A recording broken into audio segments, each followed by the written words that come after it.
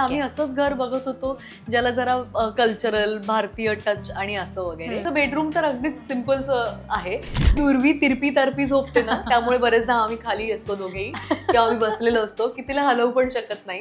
अमेरिकेत राहणं अवघड आहे आणि इंडियात राहणं खूप सोपं आहे, कारण आपल्याकडे हाऊस हेल्प आहे ना. तिकडे कुणीच नसतं. कॉफी आणि चहा साठी चहा माझा फेवरेट कॉर्नर.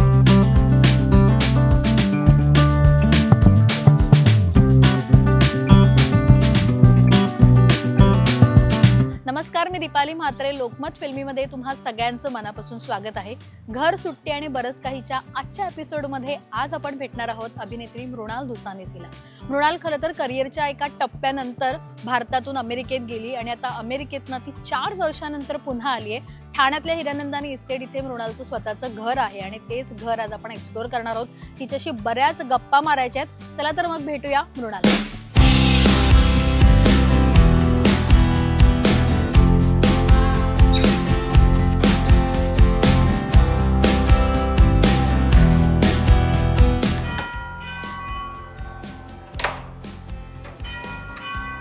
हॅलो. हॅलो. हाय. ये, वेलकम. थँक्यू. कशी आहेस? मी मस्त. तू कशी आहेस? मस्त मस्त. बस. सो तुम्हा सगळ्यांना माहितीच आहे, मृणाल आहे आता आपल्यासोबत. मृणाल, खूप स्वागत आहे लोकमत फिल्मीमध्ये तुझं. Thank you so much. आणि बऱ्याच वर्षांनी ही भेट झाली आपली. खरं तर कसं वाटतंय तुला? मला खूप खूप छान वाटतंय. आणि तुझ्या या चॅनलच्या माध्यमातून, लोकमत फिल्मीच्या माध्यमातून मी सगळ्या प्रेक्षकांना जोडली जाते, सो त्याचाही मला खूप खूप आनंद होतोय. वा. बरं, एकतर मृणाल, आपण म्हटलं तसं की घर, सुट्टी आणि बरंच काही असं माझ्या शोचं नाव आहे. आणि आज आम्ही खास तुझ्या लाडक्या चाहत्यांना तुझं घर दाखवणार आहोत आणि बऱ्याच गप्पा मारायच्या आहेत मला तुझ्यासोबत. सो आपण घर दाखवूया आणि मग घर दाखवता दाखवता बऱ्याच गप्पा मारायच्या आहेत. प्रेक्षकांच्या मनात जे काही प्रश्न आहेत ते विचारायचे आहेत. सो सुरुवात करूया सफर. येस, सुरू करूया. सो आपण, माझ्या मते हा कॉर्नर मला प्रचंड आवडलाय मृणाल. सो आपण इथून सुरुवात करूया. हो.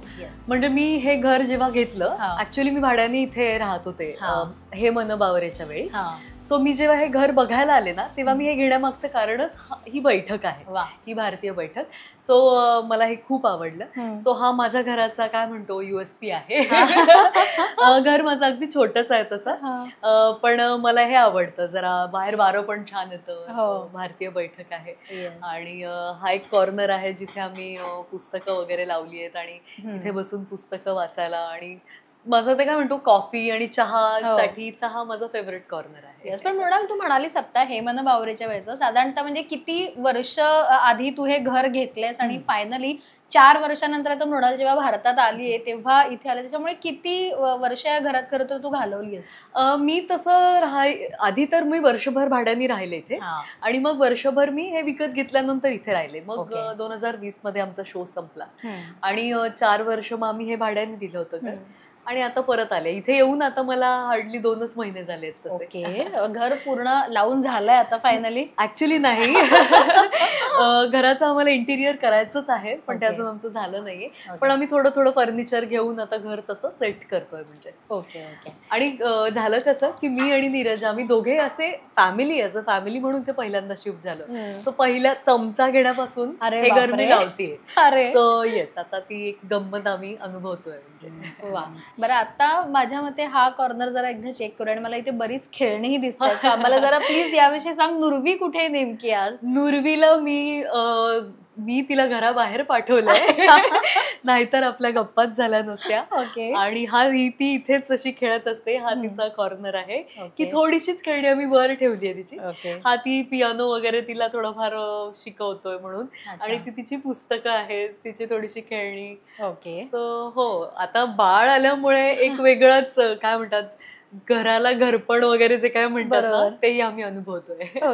आणि ही बैठक म्हणायला गेलं, खरं तर आता बऱ्याच घरांना म्हणजे गॅलरी हा प्रकार आता बऱ्याच ह्याच्यामध्ये पाहायला मिळत नाही, किंवा बाल्कनी छोटी का होईना पाहायला मिळत नाही. सो ही जी बैठक आहे ही करायचं असं कधी डोक्यात, म्हणजे हे आधीपासून अशी बैठक होती की तुम्ही या घरात शिफ्ट झाल्यानंतर तुमच्याप्रमाणे ही करून घेतली? नाही, ऍक्च्युली ही आधीपासूनच होती भारतीय बैठक, आणि आमची इच्छा होती करण्याची, पण आम्हाला ती अनायसे इथेच मिळाली. म्हणजे आम्ही असंच घर बघत होतो ज्याला जरा कल्चरल भारतीय टच आणि असं वगैरे.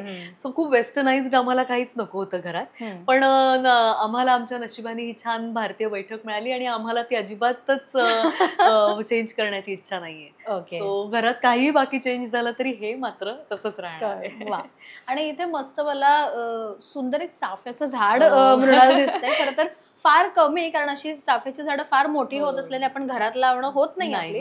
पण हे छान मस्त चाफे झाड, माझ्या मते ते तू बाहेर बऱ्यापैकी ते एक कॉर्नर केलायच तसं. केलाय आम्ही. ऍक्च्युली ना काय झालं, आता हे सगळं हा हिरानंदानीचा सगळा भाग असल्यामुळे सगळं सेम कन्स्ट्रक्शन आहे, पण त्यांचा सगळा रंग हा असा आपल्याला दिसतोय तसं ऑफ व्हाईट वगैरे आहे ना. तर आधी झाडं नव्हती आमच्याकडे, पण हे दार उघडलं, खिडकी उघडली, पडदे वर गेले की ते खूप भकास वाटायचं आणि थोडी ग्रीनरी पाहिजे म्हणून. तर सोनचाफ्याचं झाड सगळ्यांना हवं असं वाटतं आणि नशिबाने ते खूप छान फुललंही इथे. सो ते आहे माझ्याकडे. सो ते मी लावलंय आणि थोडी छोटी तुळस आहे, गोकर्णीचं आहे. पण आता ते सगळं सध्याच घेतलंय त्यामुळे त्याला जरा यायला बहरायला वेळ लागेल. पण मला आवडतं ग्रीनरी आणि नीरजलाही खूप आवडतं, त्यामुळे मग आम्ही करतोय प्रयत्न इथे थोडं करण्याचा. हे आहे, परत बेडरूम मध्ये पण आम्ही थोडी झाडं लावण्याचा प्रयत्न करतो. सो होईल. ओके, बरं आता हा जो कॉर्नर आहे माझ्या मते इथे जरा मला सांग, भरपूर पुस्तकं दिसतात आणि या पुस्तकांमध्ये सगळ्यात पहिलं पुस्तक आहे ते म्हणजे स्मिता पाटीलचं. इतकं आल्यानंतर नजरच त्याच्यावर जाते. चुकू नये म्हणजे ते अजिबात असं की इथे आता ठरवून ठेवलंय असं अजिबात नाही. सध्या मी तेच वाचते त्यामुळे ते तिथे ठेवले. आणि अशी बरीच पुस्तकं आहेत खरं, पण ती जागा छोटी पडली आम्हाला.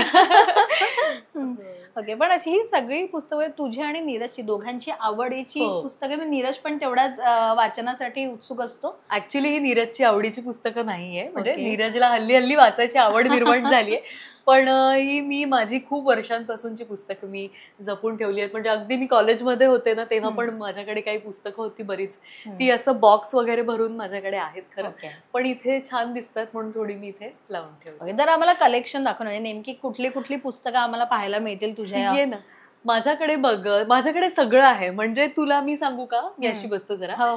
माझ्याकडे हे एक पुस्तक आहे मेडिटेशनवर, the science of being and art of लिव्हिंगचं.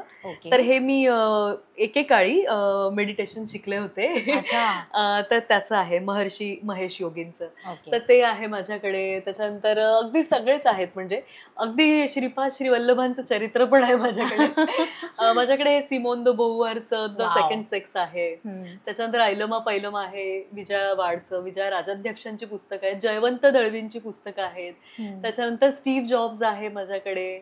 अगदी डोंगरी ते दुबई वगैरे अनुवाद पण आहे.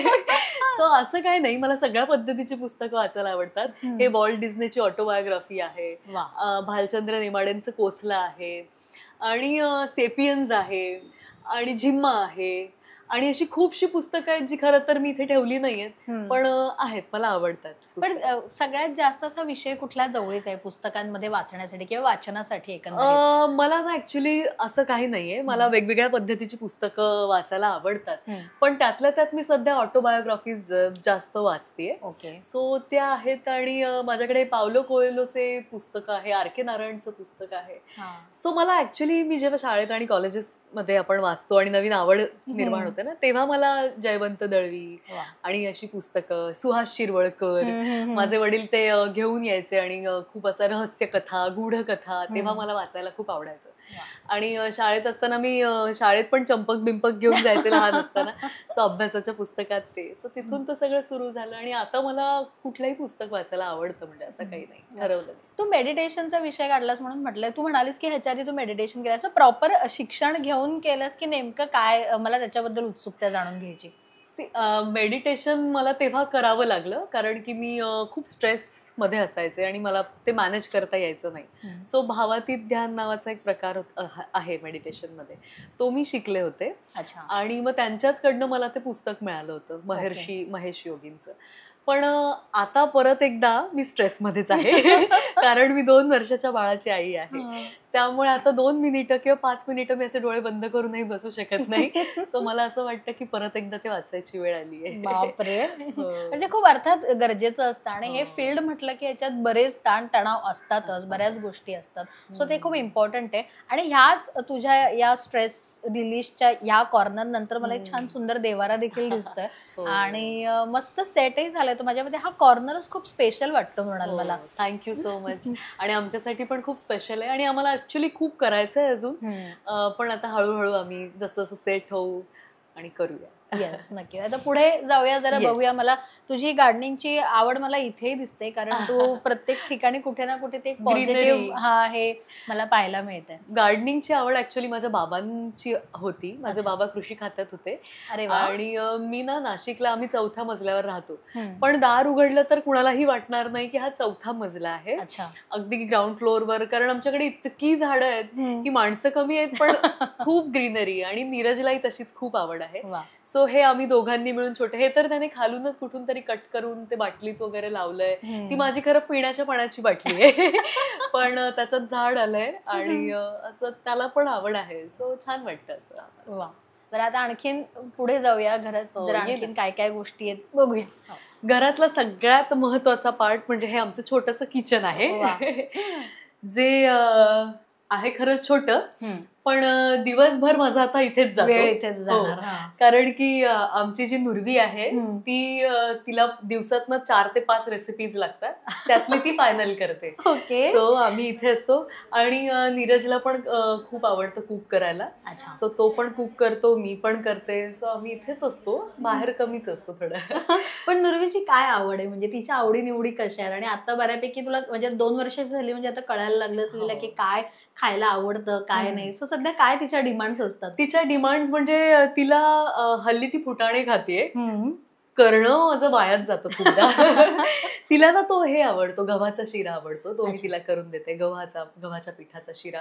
त्याच्यानंतर हल्ली माझ्या आई आल्यात सासूबाई, तर त्यांच्या हातचा तो आंब्याचा शिरा तिला आवडतो.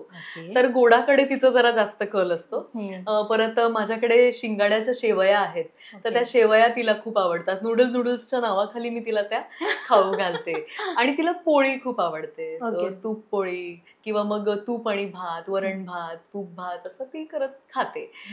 पण जे मी खाते, माझा नवरा खातो, असंच आम्ही तिला सवय लावली आहे. आणि तिच्या हातानेच ती खाते, त्यामुळे निम्मी कष्ट माझे निम्मे कमी होतात. पण मृणालला बऱ्याचदा मी असं स्वयंपाकाच्यात रमताना पाहिलंय. म्हणजे खरं तर मृणाल हे नाव घेतलं ना, मृणाल दुसानेस, की बऱ्याच लोकांच्या समोर अशी एक छान इमेज आहे की घरेलू गृहिणी, अशी मृणालची एक छान मस्त इमेज आहे सगळ्या प्रेक्षकांमध्ये. सो तुला ही स्वयंपाकाची आवड मृणाल लहानपणापासूनच आईकडनं मिळाली की काय तुला स्वतःहून ती? नाही, आवड माझी हल्लीच निर्माण झाली आहे. पण मला कसं की मला करून खायला घालायला आवडतं. म्हणजे की कोणीतरी म्हणलं की चला भूक लागली आणि आपण दिलं वेळेवर, तर ते आपल्यालाही छान वाटतं. आणि नाशिकला कसं व्हायचं, माझी आई जॉब करायची, तर ती सकाळी 5:30ला उठून 6 वाजता तिचा सगळा स्वयंपाक रेडी असायचा. भाजी पोळी वरण भात चटणी कोशिंबीर असा. सो 9:30लाच माझे वडील जेवण करून जायचे. पण मग कधीतरी ती मला पोळ्या वगैरे ठेवायची. पण मला अजूनही नीट पोळ्या नाही करता येत. पण मी उकडीचे मोदकही करू शकते, मी बाकीचं सगळं करू शकते, पुरणपोळी पण मी हल्ली शिकतेय. सो मला आता जसं बाळ झालंय, जसं मी नीरज बरोबर राहायला लागले आणि कामाच्या निमित्ताने आपण इथे राहतो, तर बेसिक वरण भात आणि भाजी आणि पोळी आपण तर करतोच. सो ते मी करू शकत होते. पण आवड आता ती कसं करून करून यायला लागली आणि आता कळलं की आपल्यालाच करावं लागणार आहे. सो पण माझं खूपसा ताण कमी होतो, कारण नीरज पण करतो, त्यामुळे मग कधीतरी मी संप पुकारते, आम्ही सुट्टीवर जातो आणि तो करतो. पण नीरजलाही पहिल्यापासून, म्हणजे एक तर त्याचं फील्ड पूर्ण वेगळं आहे ना म्हणाल, की एकदमच तो इंजिनिअरिंग आणि ह्या फील्ड मधला आहे. सो त्याला फूडची आवड, म्हणजे ते लोक एवढे बिझी असतात की त्याला फूडची आवड आहे म्हटल्यावर मला खरं तर आश्चर्य वाटतंय. त्याला आवड आहे बिकॉज आता गेली 14 वर्ष तो अमेरिकेत होता. त्याचं एज्युकेशन MS त्याने तिकडे केलं आणि जॉब आता तो तिकडे करत होता. सो तो एकटाच होता, त्यामुळे घरी त्याला स्वयंपाक करावा लागायचा आणि त्यालाही पहिल्यापासून आवड आहे. म्हणजे तो गोवन करी करू शकतो, चिकनचे सगळे पदार्थ, तो चीज केक्स करतो छान छान. सो माझा खूपसा ताण कमी होतो. मजा आहे. म्हणजे एकंदरीत बऱ्याच गोष्टी तुला सोप्या गेलेल्या आहेत. सोप्या खूपच. येस. आता हा किचनचा पार्ट झाला, पण मृणाल ह्याच्यात आता म्हणजे मला तुला खास विचारायचं वाटेल, किचन मध्ये आलोय म्हणून. अमेरिकेत ह्या सगळ्या गोष्टी खरं तर वेगळ्या असतात. तिथे सगळं तुम्हाला म्हणजे आपण काय डिशवॉशर पासून हे सगळं वेगळं असतं, आणि इथे आपलं इंडियन किचन हे फार वेगळं असतं. सो किती तफावतही जाणवते तुला खरं तर त्या गोष्टींमध्ये, की आणि इथे आल्यावर थोडं रिलॅक्स वाटतंय का? तफावत म्हणजे हे आहे की तिकडे डिशवॉशर वगैरे असतं, पण मी तुला खरं सांगू का की अमेरिकेत राहणं अवघड आहे. अच्छा. आणि इंडियात राहणं खूप सोपं आहे, कारण आपल्याकडे हाऊस हेल्प आहे ना, तिकडे कुणीच नसतं. सो डिशवॉशरला भांडी पण आपल्यालाच लावावी लागतात. आम्ही फर्निचर घ्यायचो तर ते लावायचं, जोडायचं काम, म्हणजे सगळं तिथे आपल्यालाच करावं लागतं. पण आपण मुळात अमेरिकेचे नसल्यामुळे आपल्याला भारतीय सगळ्या गोष्टींची सवय आहे, कामाची सवय आहे. म्हणजे मला भांडी घासायलाही काहीच प्रॉब्लेम नाही, आणि तिकडे डिशवॉशर असताना पण आपल्याला ती स्वच्छ होतील की नाही हा डाऊट असतो, त्यामुळे तिथेही आपण घासूनच ती ठेवत असतो. सो तसा काहीच प्रॉब्लेम येत नाही. उलट मला इथे जास्त आवडतं. अमेरिकेतही मला आवडायचं, कारण की तिथे जरा स्वच्छता होती, जरा क्लीनलीनेस होता, नीटनेस होता. पण इथे आपली लोक आहेत आणि इथे आहे, मजा आहे इथे पण. पण तू आता म्हणालीस की हळूहळू घर लावते, स्वतः किचन मधल्या बऱ्याच गोष्टी सेट झाल्यात की ह्याच्यातही तुला काही वेगळं आणखीन करायचं बाकी आहे? आम्हाला हे सगळं काढायचं आहे ऍक्च्युली. हे तर खूप आधीपासूनच आहे. सो आम्हाला छान कपाट इथे करायची आहेत, आणि सगळं ट्रॉलीज आम्हाला छान करायच्या आहेत. आता हार्डली येऊन 2च महिने झाले, त्यामुळे मग आम्ही पण सध्या मॅनेज करतोय सगळ्याच्यात. पण हे पण छान आहे, मला आवडतं. म्हणजे आणि जेव्हा आपल्या हक्काचं घर असतं आणि जेव्हा तुम्ही भाड्याच्या घरात राहत नसता, तेव्हाचा जो सुख आणि आनंद आहे ना, ते खूप वेगळं आहे. येस. आता जरा पुढे जाऊया आणि बघूया. आता आपण बेडरूम कडे वळतो, पण त्याच्या आधी इथे स्टोरेज आणि हे सगळं दिसतंय मला. सो मृणाल, हे काय आहे? म्हणजे हे तर ही शू रॅक आहे, आणि हे जे कपाट आहे ना, हे खूपच गरजेचं आहे मुंबईच्या घरांमध्ये. अर्थात जायला यायला आम्हाला थोडं अडचणीचं होतं. नीरजचा हातबीत लागतो, तो मला खूपदा असं दाखवतो की लागतंय वगैरे, पण आम्हाला हे पण काढायचं. इथे छान एक टेबल घ्यायचंय, आडवं युनिट घ्यायचंय. सो हळूहळू आम्ही करू. पण हे तर मला खूप सोपं वाटतं, म्हणजे गृहिणींना. कारण आपण बघ, इथे खूप सामान जातं, बाथरूमचं सामान जातं, खूपसे आपण काय म्हणू ब्रश जातात, आणि पिशव्या जातात, आणि बरेच जे आपल्याला बाहेर नाही ठेवतायत. स्टोरेज जे मुंबईच्या घरांना खूप गरजेचं आहे. सो मला वाटतं आधी ज्यांनी हे घर वापरत होते ना, त्यांनी खूप विचार करून केलंय सगळं. म्हणजे आता ही भारतीय बैठक आहे ना, त्याच्या खाली पण स्टोअर करता येतं. अच्छा. इथे वरती पण त्यांनी लॉफ्ट्स केलेत ना, त्यातही स्टोअर करता येतं. ह्या कपाटांमध्ये खूप गोष्टी जातात. सो मला वाटतं तेच गरजेचं आहे मुंबईच्या घरांना. येस. आणि आता खरं तर आम्ही बेडरूम कडे वळतोय, पण माझ्या मते बेडरूम कडे वळताना एक गोष्ट म्हणजे सेलिब्रिटींच्या बेडरूम आणि इथे जायचं म्हणतात त्यांची एक स्पेशल अशी सो कॉल्ड, त्यांना जे त्यांच्या मेकअप रूम मध्ये असते ते व्हॅनिटी आणि त्या सगळ्या गोष्टी असतात. सो तुझ्या बेडरूम मध्ये नेमकं काय ते मला बघायचंय. व्हॅनिटी असं नाहीये. हे जे 3-4 ड्रॉवर्स आहेत ना, हे पूर्णतः माझे आहेत. ते मी उघडून नाही दाखवू शकत, पण ते माझे आहेत. हा एक आता हल्ली नुर्वीने कॅप्चर केलेला आहे. पण हे माझं सध्या छोटंसं आता सध्या वापरातलं आहे, जिथे मी माझं सगळे काय म्हणू ज्वेलरी, माझं मेकअपचं सामान आणि हे सगळं ठेवलंय. नीरज बिचारा कुठेतरी काहीतरी मॅनेज करतो. आणि आता नुर्वीचं हल्ली तिचे हेअर बेल्ट, तिचे रबर, आणि आता तिचं कसं झालंय ना, ती सकाळी उठली की ती मग टिकली लावते, आणि मग ती हार घालते, मग ती बांगड्या घालते, आणि मग ती म्हणजे मला असं कधी कधी वाटतं ही माझीच मुलगी आहे ना. कारण की मला एवढं रेडी व्हायचं एवढा शॉक कधी नव्हता जेवढा तिला आहे. मग तो एक पूर्ण कप्पा छोटासा तिचा आहे. पण जसं मी म्हणाले की आम्हाला सगळंच करायचंय, सो आम्ही पण आता इथे जरा करू, छान करू. आणि आमचं बेडरूम तर अगदीच सिम्पल आहे. छान हा आमचा बेड आहे. हे काही ड्रॉवर्स आहेत जिथे आमचे मेकअपचं, कपड्यांचं आणि असं सगळ्याचं ते छोटं छोटं युनिट आहे. झाड इथेही आहे, एक छोटंसं बाहेर लावलंय. आणि त्या छोट्या बॉटल मध्ये मला माझ्या मातीच्या त्या बॉटल मध्ये छोटंसं हलकंसं पण काहीतरी दिसतंय. हो, ती माझी पाण्याची बाटली आहे. पुन्हा एकदा ती नीरजनी त्यात परत काहीतरी छोटंसं झाड लावलंय जे आता वाढतंय. मधुबनी नावाचं एक झाड बाहेर आम्ही लावलंय, ज्याला त्याला ते बहरतं छान आणि त्याला छोटी छोटी पांढरी फुलं येतात. मधुबनी की मधुमालती येतात, माझं कन्फ्युजन झालंय, पण असं आहे. हे एक झाड आहे, त्याला फिडल लीफचाच एक प्रकार आहे मला वाटतं, ते पण इथे आम्ही लावलंय. सो असं सध्या आम्ही सेट करण्याच्या मार्गावर आहोत. तिथे मला पुस्तकं आवर्जून दिसतात. आता ती पुस्तकं सध्या अगदी बेडच्या बाजूला आहेत, म्हणजे ती आता वाचनात आम्हीच वाचतोय. ती ॲन फ्रँकची डायरी आहे. सो ते पुस्तक आहे तिथे, आणि 1-2 असतील. नीरजही हल्ली वाचतोय, सो असेल त्याचं एक. मी खालचं पाहिलं नाही, वरचं मला माहितीये. सो आता बेडरूम मध्ये आणखीन कोणत्या कोणत्या गोष्टी आणखीन तुला करायच्या आहेत? म्हणजे आता तू म्हणालीस की थोडं थोडं आणखीन वर्कआउट तुम्ही करताय, पण काय करायचं असं आणखीन डोक्यात आहे? आणि तिकडचं खरं तर म्हणजे आपण जेव्हा बाहेरचे इंटेरियर्स आणि त्या गोष्टी बघतो, सो त्यातल्याही कुठल्या गोष्टी तुला या घरात कराव्याशा वाटतायत का? अमेरिकेचं घर ना खूप प्रशस्त होतं नीरजचं, तो बरीच वर्ष तिकडे होता. सो ते घर खूप तसं छोटं आहे, पण तिथलं जी ओपन किचन सिस्टीम आहे ना, ती आम्हाला खूप आवडली होती. ती माझी पुण्याला आमच्या सासरी माझ्या घरी तसं आहे ओपन किचन. कारण पुण्याचं घर आमचं 2-3 मजली आहे आणि ते छान प्रशस्त घर आहे. पण हे तर आमचं आता आपला हा 1 BHKच आहे आमचा. सो इथे आम्ही मेन म्हणजे आम्हाला बेड मोठा घ्यायचा आहे, कारण की नुरवी तिरपी तरपी झोपते ना, त्यामुळे बरेचदा आम्ही खाली असतो दोघेही, किंवा आम्ही बसलेलो असतो की तिला हलवू पण शकत नाही. सो आम्हाला एक छान मोठा बेड घ्यायचा आहे, आणि हे इथे एक जरा छान वॉर्डरोब करायचंय, कपाट करायचंय. आम्हाला खरं तर हे सगळं काढून टाकायचंय. पण हे मला खरं तर छान वाटतं. म्हणजे खरं तर आपण बघतो की नॉर्मल वुडनचे असे कपाट पडते, हे छान मार्बलचं हे आहे, आणि हे सगळं स्टोरेजच आहे. तुम्हाला स्टोरेजच आहे. आणि इथे आम्ही बसतो कधी कधी. इथे बसून बाहेर हा रस्ता खूप छान दिसतो, आणि मला खूप आवडतो हा रस्ता ऍक्च्युली.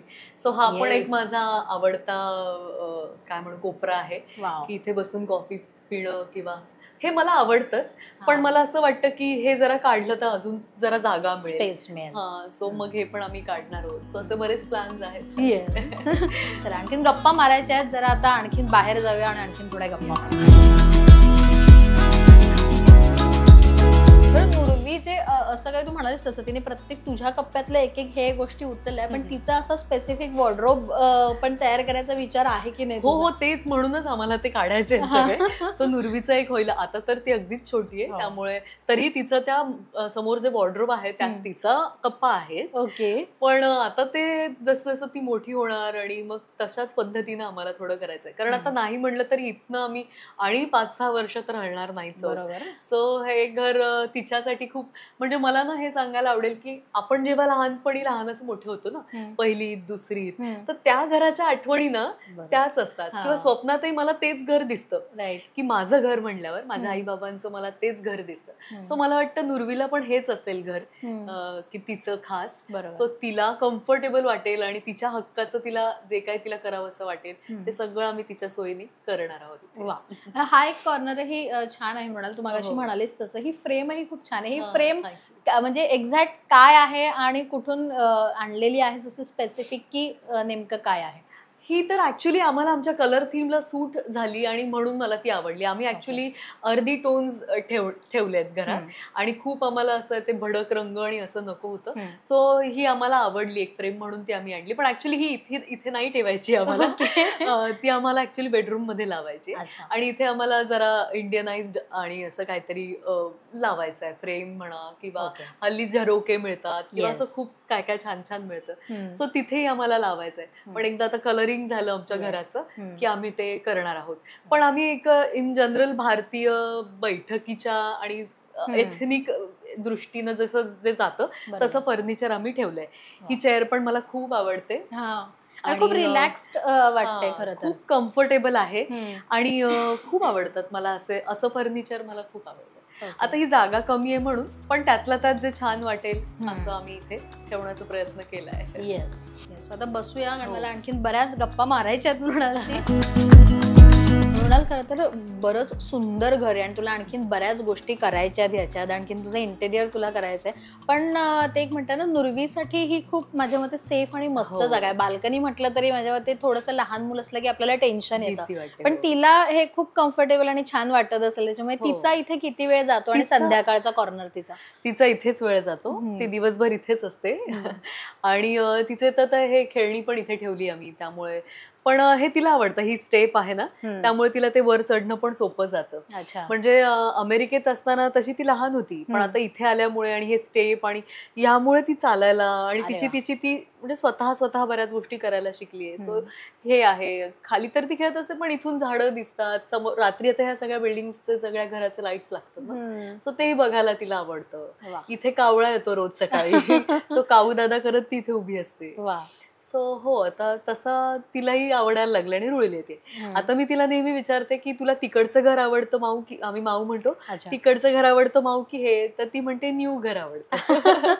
सो ती पण छान रुळली या घरात. पण मृणालला आता खरं तर इंडस्ट्रीमध्ये आता बरीच कामं समोरून येत असतील भारतात आल्यानंतर. सो मृणाल आता किती कम्फर्टेबल आहे पुन्हा एकदा जॉईन होण्यासाठी ती इंडस्ट्री? खरं तर कॉन्टॅक्टमध्ये असतातच तुम्ही, आपले बरेच सारे व्हॉट्सअप ग्रुप असतात किंवा तसंही आपण एकमेकांशी फोन कॉलवर असतोच, पण तुला आता त्या इंडस्ट्रीमध्ये पुन्हा रुळणं कितपत कठीण जाणार आहे का तू कम्फर्टेबल आहेस?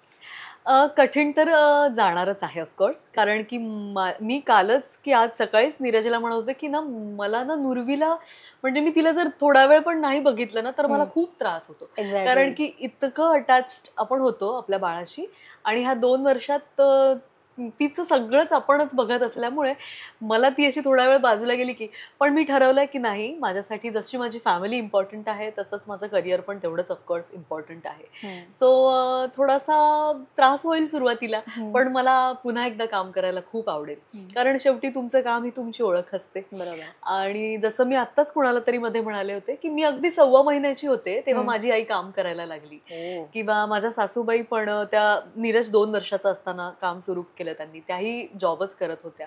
सो आता हल्ली असं काही राहिलं नाही. हा, नुर्वीला थोडा त्रास होईल मला आणि तिला, पण आवडेल मला परत. पण करिअर एकदम तुझं पीक मध्ये असताना, म्हणजे जेवढ्या तू सिरियल केल्यास त्या सगळ्या खरं तर हिट झाल्या, तुमची जोडी हिट झाली आणि प्रेक्षकांमध्ये तू प्रचंड आवडती अभिनेत्री होतीस प्रेक्षकांची. सो अचानक जो ब्रेक घेतलास, खरं तर लग्न झाल्यानंतरचा, तू खरं तर लग्न झाल्यानंतर माझ्या मते वर्षभर काम केलंच तू. हो बरोबर. हा, मग त्याच्यानंतर तुम्ही शिफ्ट झालात, पण एका मेन पॉइंटला येऊन ब्रेक घेणं, ते पण सिरियल छान व्यवस्थित चालू असताना, काम हातात असताना, तुला खरं तर टेन्शन नाही आलं का म्हणाल की खरं तर या इंडस्ट्रीमध्ये असं आहे की नाही दिसलं तर तुम्ही खरं तर बाहेर फेकले जाता, पण तुला त्याचं टेन्शन नाही आलं? मग मला टेन्शन म्हणजे काम माझं जातंय किंवा त्याचं मला वाईट वाटत होतं की चल आता मी काम सोडून मी आता दुसरीकडे जाते, बरं अशा देशात की तिथे काहीच करण्याची सोय नाहीये. बरोबर. पण मला असं कुठेतरी आपल्याला मनात वाटत असतं ना की एथिकली आपली ही पण रिस्पॉन्सिबिलिटी.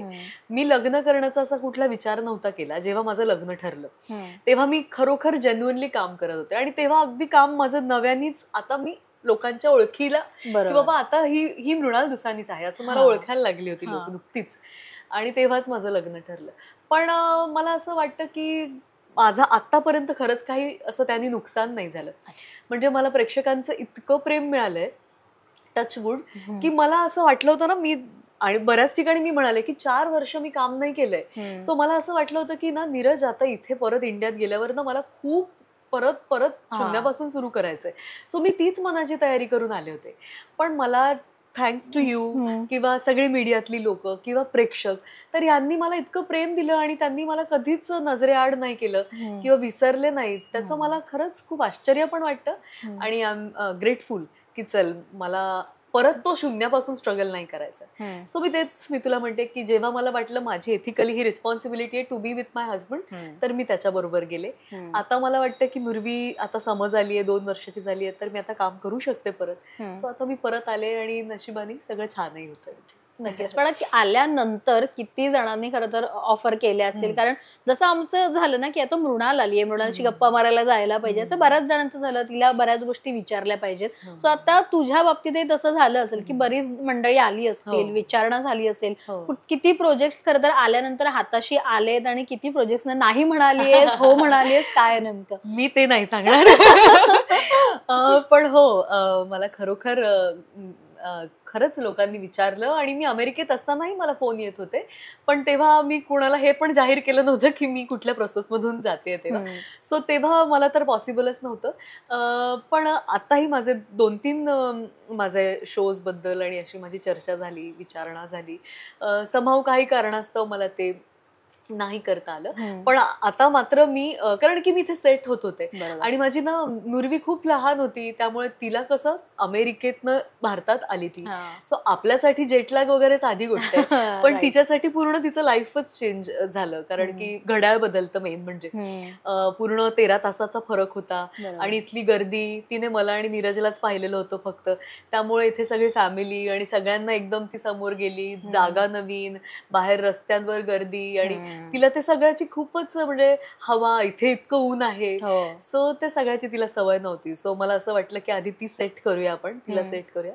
पहिले 2-3 महिने माझी प्रायोरिटी माझं बाळच होतं, आणि मग आता मात्र मी परत एकदा, मी सगळ्यांना ह्या कार्यक्रमाच्या माध्यमातून सांगू इच्छिते की मी चांगल्या कामाची वाट बघतेय, आणि तशी कामं माझ्याकडे येतातच आहेत. जे छान असेल आणि जे योग्य असेल ते मी नक्कीच.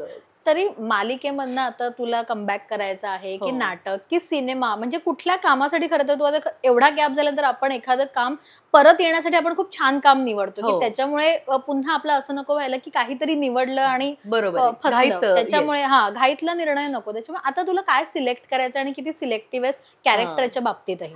आता मला वाटतं की आता माझ्याकडे तो से आहे की मी चूज करू शकेन काम, मला जे हवंय ते.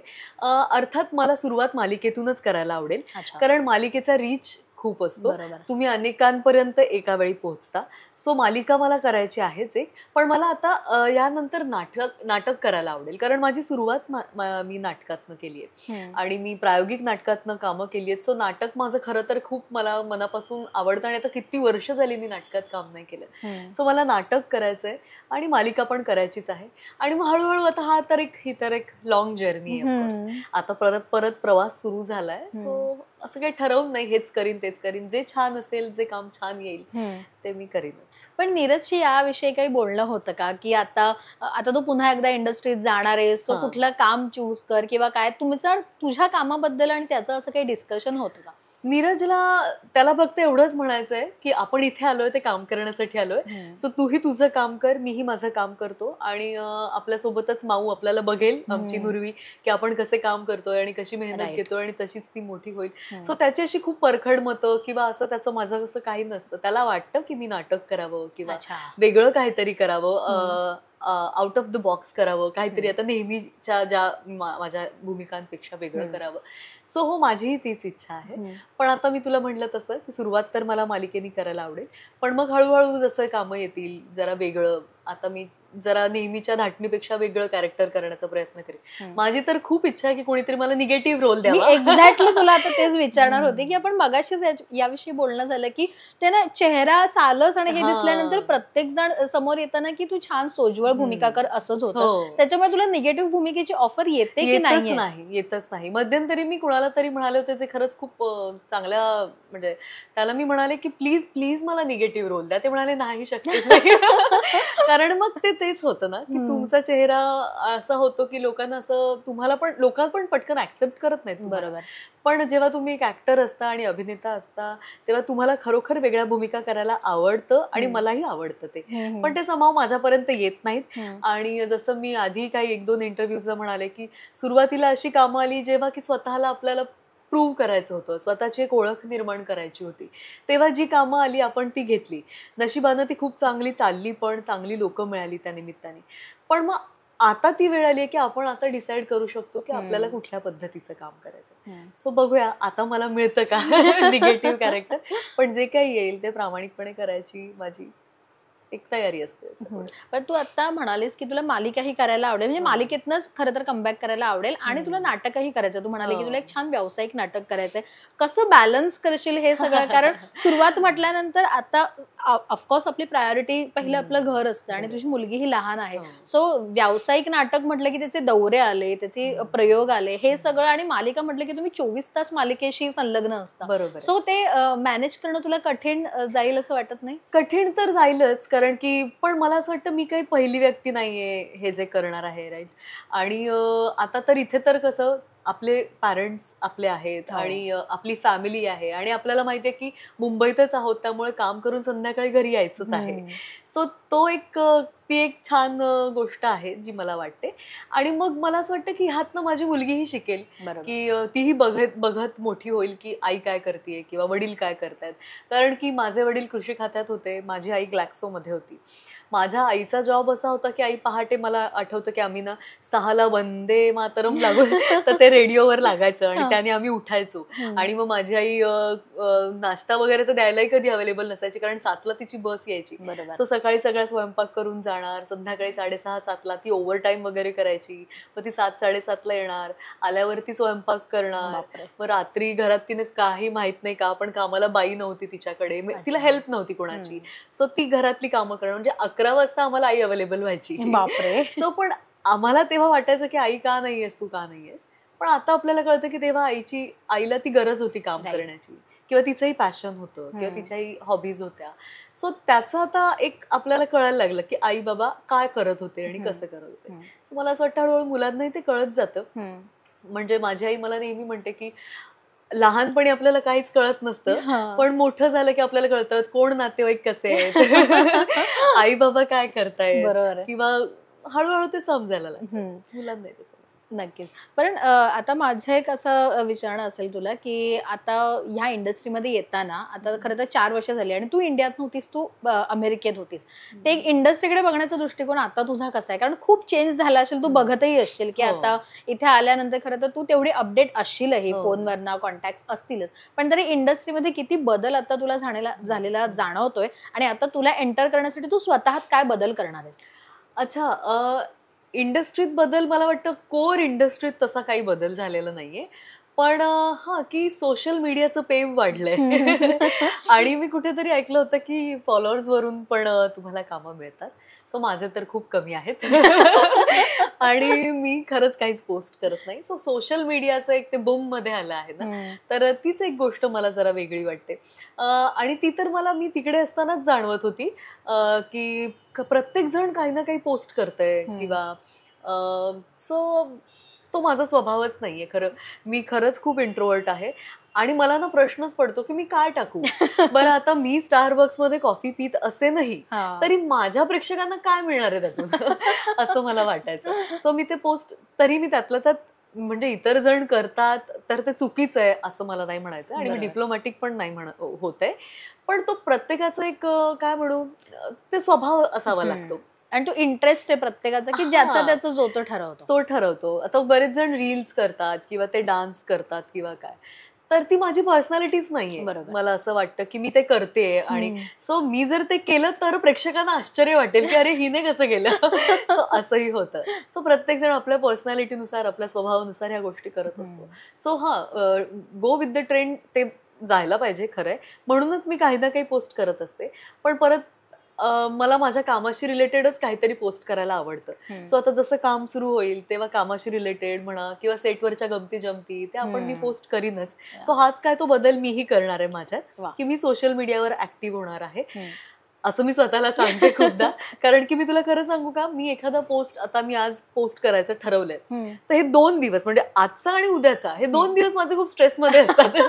कारण की मला असं होतं की मग माझी नीरज म्हणतो आजची रात्र माझी वाया जाणार आहे, झोप, लाईट्स चालू राहणार, कारण की तू बघत राहणार काय येतं, ते कमेंट्स आले आहेत आणि काय पोस्ट केलं, आणि मग त्याचं एडिटिंग, आणि ते एवढा वेळ माझा त्यात जातो जो मला नाही घालवायचा आपल्याकडे, आणि एवढा वेळ पण नसतो. बरोबर. सो कोणी हेल्प करत असेल त्यासाठी मला, तर मी तेही घेईन, कोणाची तरी हेल्पही घेईन. पण जसं तू म्हणालीस माझ्यात बदल हाच असेल, आणि एक फिजिकली मला फिट राहायचंय, सो तो एक बदल मी माझ्यात करायचा ठरवलंय. सो आताही मी आय होप मी थोडंसं त्या जर्नीला सुरुवात केली, तो प्रवास माझा सुरू झालाय, पण मला आता ते आवडायला लागलंय. तो एक बदल माझ्यात मी करते. ओके. आता सोशल मीडियावरनच तू म्हणालीस तसं की कमेंट्स वाचणं असो किंवा काय लोक बोलतात, ट्रोल्स करतात, ह्याच्याविषयी आता म्हणजे ते तू बघतही असशील, काय तुझं मत काय म्हणाल? तेवढं खरं तर इम्पॉर्टन्स त्याने द्यायला पाहिजे. आणि अर्थात आता तुझ्या मित्राचं, म्हणजे ज्याच्यासोबत तू तिथे मी मध्ये काम केलंस चिन्मय सोबत, त्याच्यासोबत हे तसं झालं आणि त्याने एक वेगळा निर्णय घेतला. काय वाटतं तुला एकंदरीत या सगळ्या ट्रोलिंगच्या बाबतीत आणि सोशल मीडिया बाबतीत? आता तू त्याच्याकडे एक त्रयस्थ म्हणून कशी बघतेस? मला असं वाटतं ना की आपली हा खरं तर खूप यावरूनही मला ट्रोलिंग होऊ शकतं. पण एकंदर ना मला असं वाटतं मत देणं हे खूप सोपं झालंय आणि आता तर प्लॅटफॉर्म इतका म्हणजे इतके इझिली अवेलेबल होतात ना, तर लोकांना आपलं मत नोंदवणं हा आपला हक्क वाटायला लागलाय. म्हणजे माझ्या घरातही खूपदा असं होतं ना की व्हॉट्सअपवर मेसेजेस येतात आणि मग तसंच आपल्या रुटीनमध्ये चेंजेस लोक करायला लागतात की मध्यंतरी मला कोणी ते माझे वडीलही कुठलं तरी पान ते मध्ये खायचे की त्यांना व्हॉट्सअपवर ते आलं होतं. ओके. आणि मग ते खाल्ल्याने डायबिटीस बरा होतो असं त्यांना कोणीतरी ते मग त्यांनी ते घरी लावलं आणि मग ते रोज ते खायचे आणि ते आम्हालाही सांगायचं की तुम्हीही घ्या शुगर कंट्रोलमध्ये राहते. सो मला असं वाटतं की लोकांनी ना ते खूप सिरियसली घेतलंय. सोशल मीडिया ना लोकांनी खूप सिरियसली घेतलंय आणि लोक ना मराठी कलाकारांना खूप आपलं मानतात. त्यामुळे ना ते खूप हक्काने बोलायला जातात. बरोबर. आणि काही जण असेही असतात त्यातले की ते कमी लेखायचं समोरच्याला म्हणूनही ट्रोल करत असतात. कारण आपल्याकडे ना लोकांना असं वाटतं की समोरच्याला आपण कमी लेखलं म्हणजे आपण वरचढ आहोत हे सिद्ध होतं. सो असं काहीच नाहीये. मी जसं कुठेतरी म्हणाले की प्रत्येक जण आपल्या बुद्धीनुसार आणि आपल्या संस्कारांनुसार समोरच्याला जज करत असतो. तर एखाद्याचं जजमेंट आपण किती पर्सनली घ्यायचं आणि किती मनाला लावून घ्यायचं हा प्रत्येकाचा आपला पर्सनल लुकआउट असला पाहिजे. आणि ठीक आहे. आणि मी तुला सांगू का लोक ना फक्त स्क्रोल करतात आणि पुढे जातात. ते स्वतः सुद्धा त्या पोस्ट मन लावून बघत नाही का. तर तो त्यांचं रुटीन झालंय ते आता पोस्ट बघणं आणि ते स्क्रोल करणं आणि रील्स बघणं. सो मला असं वाटतं की ना आता हे थोडे दिवस आहे याचं एक सध्या एक पेव फुटलंय तसं पण ते नंतर कमी होईल. पण ट्रोलिंगला सिरियसली घ्यायची गरज नाही. आणि ट्रोलिंग कसं ना हे घरातच सुरू होतं ट्रोलिंग. कारण आपले फॅमिली मेंबर्सच आपल्याला ट्रोल करायला आधी सुरुवात करतात किंवा घरातच लोक म्हणतात काय ग किती जाड झालीये, काय ग असा काय ड्रेस घातलाय, यु नो. सो आपल्याला याचं काही वाईट वाटायलाच नाही पाहिजे. खरं तर तेवढं आपण मेंटली स्ट्रॉंग असायला पाहिजे. कधीतरी त्याचा त्रास होतो, कधीतरी खरंच लोक डिप्रेशन मध्ये जातात. पण मला असं वाटतं की त्यामुळे ना आपण आपल्या घरच्यांशी छान संवाद असला पाहिजे आणि एवढं महत्व नाहीच दिलं पाहिजे. कुठेतरी तो एक ट्रॅक बदलून आपण वेगळ्या गोष्टीमध्ये मन रमवलं पाहिजे. बेसिकली सोशल मीडियामधनं बाहेर पडलं. कारण पूर्वीच्या काळी कुठे कलाकारांना असं काही होतं की त्यांच्याकडे मी ते विजू मामांबरोबर एक फिल्म केली ना तर त्यांच्याकडे तर मोबाईलही नव्हता. म्हणजे त्यांना घरी फोन करावा लागायचा विजय चव्हाण आपले. सो मला असं वाटतं की अरे ते छान आहे. सो मृणाल हे सगळं झालं सोशल मीडिया. पण आता त्या सोशल मीडियावरनं बऱ्याच तू तुझ्या मित्रमैत्रिणींशी कनेक्टेड असशील. सो इथे भारतात आल्यानंतर कोणाशी भेट झालीये तुझी आणि कोण कोण भेटलंय ज्यांच्यासोबत तू आधी कामं केलीस त्यातले कोण कोण मित्रमैत्रिणी. काही जणांचे आम्ही फोटो बघितले म्हणजे शशांक असेल. सो किती जणांशी भेट झाली आणि किती जणांना भेटणार आहेस अजून? भेटायचं तर सगळ्यांनाच आहे पण प्रत्येक जण काही ना काही करतोय. सगळेच जण बिझी आहेत त्यामुळे भेटणं असं माझं होत नाही. पण माझे असे काही मित्रमैत्रिणी आहेत ना जे आम्ही एकमेकांशी हाय बाय पण नाही पण फक्त रील्स पाठवत असतो. सो आमची मैत्री ती रील्स पुरती आहे. सो नाही पाठवलं तर अरे कुठे असं होतं. सो ती सोशल मीडियाची ती सवय झालीये सगळ्यांना. पण बाकी आमचं हे मन बावरेचा ग्रुप आहे.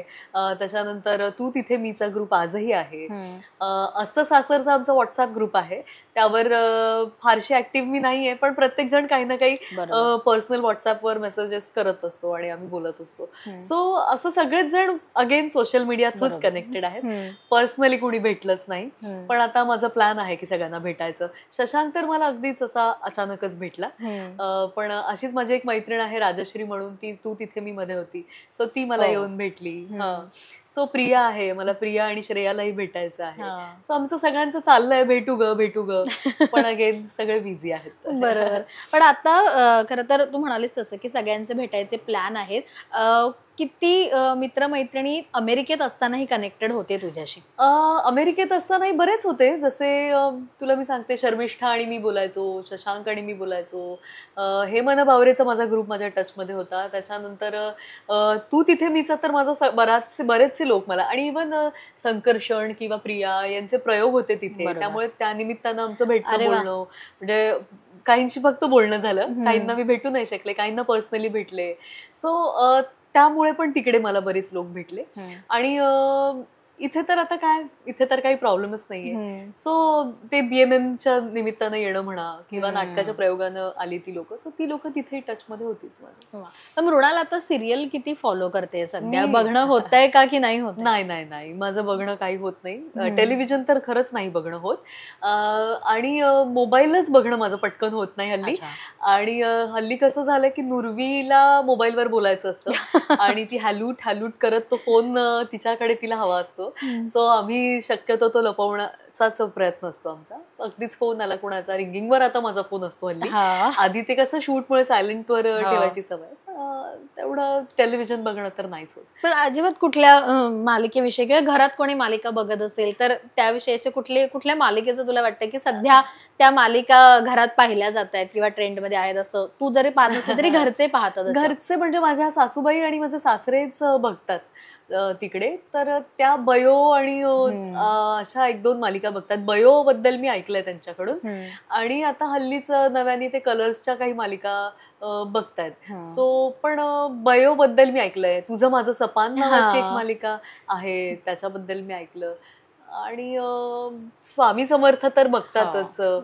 सो असे काही मालिका तर लोक बघतातच मला वाटतं. पण तुला आता म्हणजे मालिकांमध्ये तुला काही वेगळे पण जाणवत आहे का, की तुला असं वाटतं की तेव्हा जे सुरू होता तेच आताही सुरू आहे आणि एक प्रेक्षकांचा इंटरेस्ट पण खरं तर तोच असतो, आणि आता घरोघरी जर सगळ्या मालिका बघितल्या जातात, सो तुला असं काही वाटतंय का की मालिकांमध्ये आता काहीतरी बदल झालाय की तोच घिसापिटा विषय सुरू आहे का तेच सुरू आहे? नेमकं काय वाटतं तुला? ते आता मी खरं सांगू का, मला आता 4 वर्षाची गॅपच आहे आणि ऍक्च्युली मी काहीच पाहिलेलं नाहीये, त्यामुळे मी त्यावर खरं कमेंट नाही करू शकत.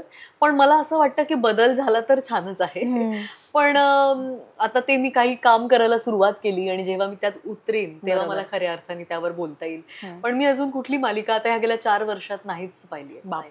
पण मग अमेरिकेत असताना तुझा टाइमपास नेमका काय काय व्हायचा? म्हणजे नुर्वी तर आहेच, म्हणजे ती एक जबाबदारी, त्याच्यातच खरं तुझा वेळ जात असेल, पण अदरवाईज तू स्वतः किंवा त्या क्षेत्रात असल्यामुळे त्याचं एक म्हणतात ना की अपडेट असणं गरजेचं असतं किंवा काय चालू आहे हे माहिती असणं गरजेचं असतं. सो ते कसं, मग तू काय फॉलो करत होतीस तेव्हा तिथे इंडस्ट्री मधल्या काही गोष्टी, मालिका, नाटक बघणं असो, सिनेमा बघणं असो, ते कसं करत होतीस? तिथे तर मी ऍक्च्युली माझ्यासाठी ना नवीन देश, नवीन माणसं, सो मी तो देश आणि ती जागा आणि ते लोक ते बघण्याचा जास्त प्रयत्न केला. तेव्हा मी ऍक्च्युली मोबाईल आणि टेलिव्हिजन आणि ह्या सगळ्यापासून बरेच लांब होते. वेब सिरीज मी बघितल्या काही, मी नेटफ्लिक्सवर मूवीज वगैरे बिंज वॉचिंग आपण जे आपलं करत असतो ते मी करत होते. पण मी खूप स्टेट्स फिरले अमेरिकेत, आणि नीरज आणि मी, आम्हाला दोघांनाही फिरण्याची आवड आहे, त्यामुळे मी खूप फिरले, प्रवास केला, कारण की प्रवास मला करायला खूप आवडतं. आम्ही शिकागो, लॉस एंजलिस आणि अशी हवाईला आम्ही गेलो, आणि आम्ही नुर्वीला घेऊन गेलो. म्हणजे आम्ही असं नाही की नुर्वी छोटी आहे, आणि तर आम्ही खूप फिरलो आणि ते मी केलं. आणि मुळात मी माझा आणि माझा नवरा आम्ही आमचा क्वालिटी टाइम स्पेंड केला. सो एकत्र नेटफ्लिक्सवर मूवीज बघणं वगैरे ते मात्र आम्ही नक्की केलं.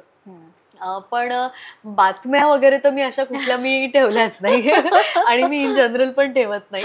मला तेवढं काही त्यात म्हणू का, मला असं तेवढा वेळ पण नाही मिळत आपल्याला. सो हा, मी हाय बाय आणि सगळ्यांशी मेसेजेसवर जे काही टच मध्ये होते ते, तिथेही माझे छान ग्रुप झाले होते. माझी एक मैत्रीण आहे स्नेहा कुलकर्णी म्हणून, ती पहिल्या सिरियल मध्ये माझ्याबरोबर होती. तर आमचं तिथे असं जस्ट हाय हॅलो झालं इन्स्टावर ऍक्च्युली, आणि मी तिला म्हणाले की मी अशा अशा ठिकाणी राहते. ती म्हणाली अगं मी पण इथेच राहते. मग मला कळलं की ती 10 मिनिटावरच राहते. सो ती खूप वर्षांनी मला भेटली. सो ती भेटली, तिथेही काही माझे ग्रुप झाले. सो ते मराठी होते. एक जे माझे शेजारी होते ते तर नाशिकचेच होते. सो मग आम्ही त्यांच्याबरोबर फिरायला स्टार्ट केलं. सो फिरणं, प्रवास, तिथलं खाणं, असं मी तिकडे खूप केलं. एकंदरीत थोडी लांबच होतेस या सगळ्या गोष्टीपासून, तू थोडी लांबच राहिली. पण तिथे जाण्याचा निर्णय जो तुझा ठरलेला, त्याच्यानंतर तुमचं असं तिथेच सेटल व्हायचं असं ठरलं? कारण तू एकदा जेव्हा भारत सोडून अमेरिकेत गेलीस तेव्हा बऱ्याच तुझ्या प्रेक्षकांना आणि चाहत्यांना वाटलं की तू आता काही रिटर्न येत नाहीयेस किंवा तू रमलीयस, किंवा जरी आलीस तरी बऱ्याच वर्षांनंतर येशील आणि आल्यावर काम सुरू करशील की नाही हा सगळा विषय. तर तेव्हा असं ठरवलेलं का की आता तिकडे गेलो तिकडे सेट व्हायचं आणि तिकडून यायचं की नाही हे डोक्यात होतं? म्हणजे हे सगळं प्लॅनिंग मध्ये होतं की सगळं अचानकच झालेलं? नाही, हे सगळं ऍक्च्युली अचानकच झालं. म्हणजे मी इथून गेले होते, मी हे मन बावरेच्या सेटवरही म्हणायचे की बहुतेक हा माझा शेवटचा शो आहे.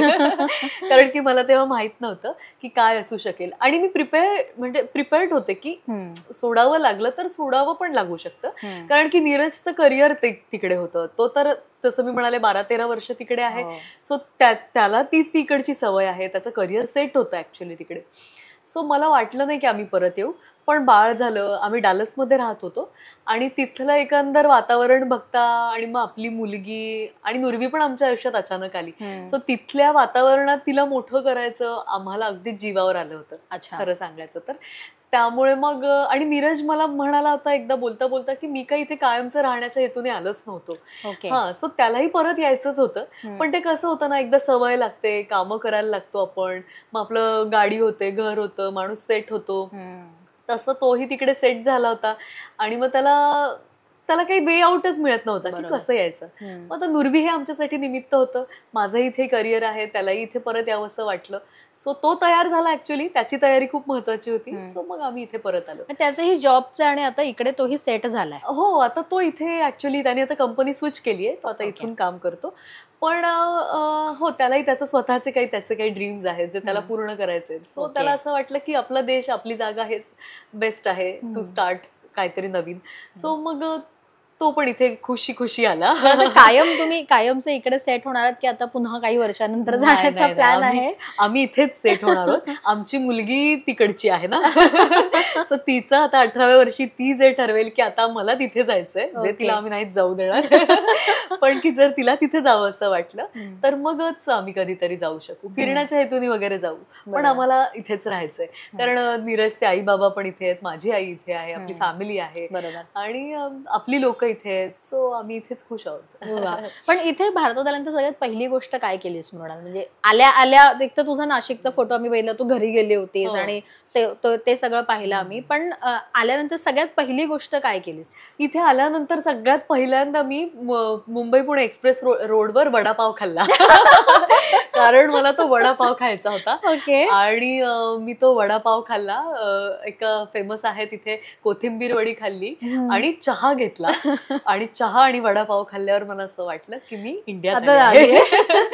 आणि मग घरी आईच्या हातचं पोहे आणि मग ते तिथे मिळत होतंच. कारण आम्ही जिथे राहत होतो, अर्विंग म्हणून तो एक भाग होता डॅलसचा, तिथे सगळे इंडियन, सगळी म्हणजे बरीच लोक इंडियन होती.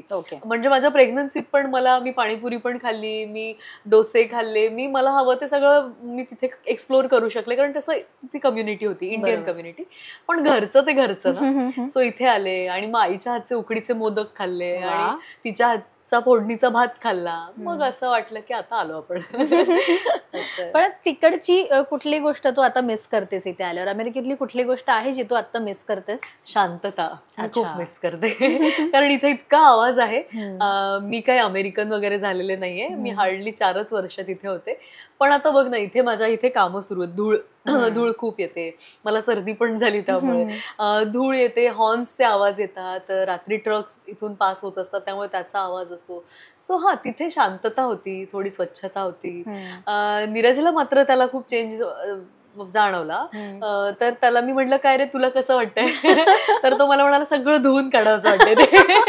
सो आता त्याला म्हटलं मग पावसाळा आला की तुला आपलं असं वाटेल असं. पण असं काही नाही, आम्हाला काही फार विशेष फरक असा काही जाणवत नाही ग. आणि आपली माणसं असतात ना, आई असते, बाबा असतात, सो मग ते काही एवढं वाटत नाही. हा, नुर्वीला थोडंफार आवाजाचा त्रास झाला असेल, पण बाकी काय नाही. पण तिकडे असताना इकडची अशा कुठल्या म्हणजे गेल्याच तिकडे लगेच सेट झालीस की इकडच्या कुठल्या गोष्टी तू मिस केल्यास? म्हणजे एक तर गेल्या काम मिस केलं असेल, कुठल्या गोष्टी तिथे गेल्यावर जाणवल्या की नाही, किंवा तिथे गेल्यावर तुला असं थोडंसं अस्थिर जाणवलं का की नाही काहीतरी सेट नाही होते, आपण रिटर्न जायला पाहिजे, असं कधी वाटलं तिकडे गेल्यावर? हो, मला तर खूपदा वाटलं. की कसं असतं ना, मला बोलायला लागतं खूप. म्हणजे मी अशी वाटत असेल इंट्रोवर्ट, पण घरात मी खूप म्हणजे माझ्यात आणि नीरजमध्ये, नीरज फक्त ऐकायचं काम करतो आणि मी खूप बोलते. सो मला बोलायला खूप आवडतं, बडबडी मी आहे. सो कुणीतरी शेअर करायला लागतं.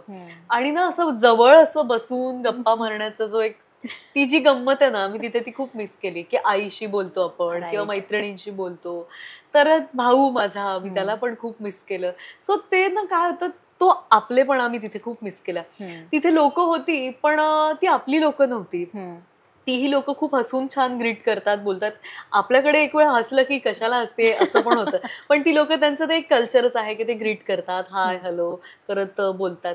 पण शेवटी तो आपलेपणा नाही, आपले काही बोलले तरी आपल्याला आवडतं. आणि माणसं नव्हती, आपले सण नव्हते. म्हणजे सण आम्ही तिथेही केले, ते इंडियन कम्युनिटी असतात आणि ते सण साजरे करतात. पण शेवटी आपल्या घरी जो गणपती बसतो, मग तो भले 1.5 दिवसाचा का असे ना, आमच्याकडे तर 10 दिवसाचा बसतो. सो ती गंमत मिस केली, ते सण मिस केले. सो ते जे आपलेपण आहे ना, म्हणजे विकतच्या श्रीखंडाचं आणि घरच्या पदार्थांचा जो फरक आहे. बरोबर. आता नुर्वीच्या सगळ्या मागे तुझा बराच वेळ जात असेल आता, पण नुर्वीला कुठल्या कुठल्या नवीन गोष्टी इथे इंडियात आल्यानंतर तिला शिकवतेस, किंवा काय एकंदरीत तिच्या फ्युचरचं प्लॅनिंग कसं केलंयस आता? सॉरी, नुर्वीचं प्लॅनिंग, तिच्या फ्युचरचं वगैरे तर मी काहीच नाही केलंय. आधी तर मी तिला सेट करते इथे, तिला एक रुटीन मी तिचं सेट करण्याचा प्रयत्न करते, जे अजूनही नाही झालेलं. मी ना युट्यूबवर बघते अगं, की खूप जण पोस्ट करतात की माझी मुलगी आता उठली, मग 10 वाजता तिने हे खाल्लं, मग 12 वाजता तिने हे खाल्लं, मग 1 वाजता 2 वाजता तिने. मला ते इतकं, म्हणजे मला स्वतःच डाएट मेंटेन करणं जमत नाही, तर लहान बाळ ती कुठून करणार. पण हो, मी तिला हे आहे की ती तिच्या हातानं खायची तिला सवय लावली आहे. तिला आता आम्ही ह्या पियानोची ओळख करून दिली, तिला आम्ही पुस्तकं आम्ही तिथेही शिकवत होतो, गोष्टी वाचून दाखवत होतो. सो तिला एक सवय लागली आहे. इथे ती आता आजीशी खेळते, माझ्या आईशी खेळते, तिच्या आजीशी खेळते. इथे खाली तिला मित्र मिळाली आहे. तिथे बोलणं चालणं नुर्वी सोबत मराठी आणि मराठी दुसरं काही नाही. ती फक्त नो एवढंच तिकडे शिकली. तिकडचं तिने फक्त नो एवढंच शिकली आहे. इथे येऊन मग तिला आम्ही सगळं शिकवलं. आता हल्ली ती आहे असं शिकली आहे. सो तिला मी विचारलं, बाटलीत पाणी आहे. सो ती असं हे आहे वगैरे शिकतीये. सो हे अगदी घरगुती आपलं जसं नॉर्मल मला तिला असं, म्हणजे मी तर फार काय आपण हे नाही, पण नॉर्मलच तिचं ती शिकतीये. मराठी बोलतीये, खाली मित्रमैत्रिणी आहेत त्यांच्याबरोबर खेळतीये, आणि तिच्याकडे सायकल आहे आता, तर सायकल चालवते. सो तिला मला गाणं शिकवायचंय, तिला मला स्विमिंग शिकवायचंय. सो तिथेच मला खरं शिकवायचं होतं, पण आम्ही अचानक इकडे आलो. सो जितक्या लवकर ती शिकेल मला वाटतं तितकं चांगलंय. सो बघूया आता ती कसं रिस्पॉन्स करते सगळं. मृणाल, तुझ्या सगळ्या चाहत्यांना माहितीये की तू आधी पत्रकारितेचं शिक्षण घेतलेलं आहेस, त्याच्यानंतर तुझं हे अभिनयात तू उतरली असते. पण जर मृणाल अभिनेत्री नसती झाली तर पत्रकार झाली असती, की ह्याच्या व्यतिरिक्तही आणखीन काही आवडीनिवडी तुझ्या होत्या ज्या कदाचित ह्या सगळ्या गोष्टीमुळे राहिल्या असतील?